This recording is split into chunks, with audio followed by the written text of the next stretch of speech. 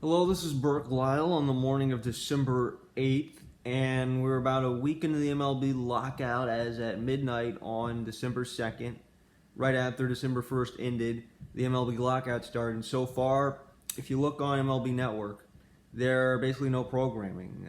No MLB Tonight, there is no hot stove, as well, at least today when I've been looking through the channel app. Instead, on MLB Network, they're showing these old games that took place in years past. And as of right now, just not having any content, MLB.com not making any player news, so no transactions going on in Major League Baseball. So you looked at the free agent frenzy that took place right before the lockout when you had Marcus Semien and Corey Seager both go to the Rangers within a day apart of each other. You had Robbie Ray go to the Mariners, Kevin Gausman to the Blue Jays, big contracts like that, Javier Baez to the Tigers.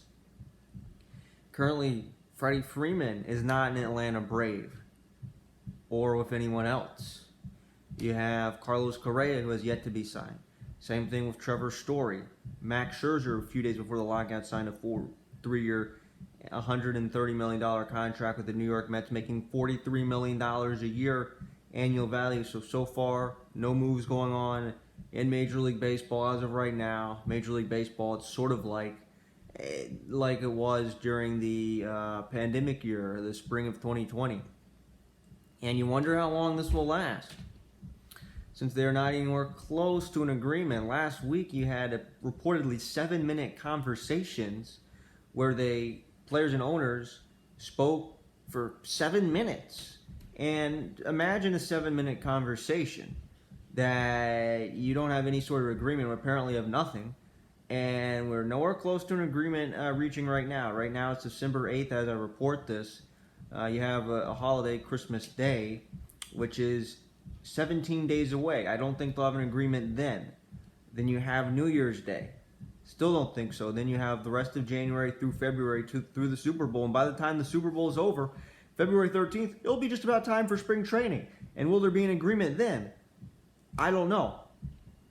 So whatever free agency moves you saw making place kind of in the late November push, right after Thanksgiving, that has stopped. That is frozen. You might not see any transactions for a number of months. And you wonder if the Major League season will start on time. That is a whole other question. But if agreement is not reached by February, or even March for that matter, if it's March 1st, then I would think players normally taking about 6 weeks to get in shape, you might not have baseball until mid-April, and could that result in maybe a 154 game season as opposed to 162 or 148 game season, 150 game season? We don't know. We don't know what it's going to look like this year in Major League Baseball, but you think about Major League Baseball the last 3 seasons. Okay, 2019 was completely normal, as what we might have thought. Going into 2020, we thought it was going to be pretty much the same thing. You remember spring training of 2020 when the Astros were the big story, and you thought everything was normal, as you should have. And then came COVID-19. The season, instead of starting on March 26th, did not start until July 23rd. A pandemic so severe that the season was we almost lost baseball that year, yet we still had it.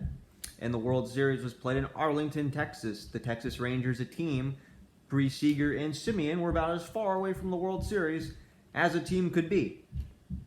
Yet the World Series was played in Arlington that year in Globe Life Park, which was brand new at the time.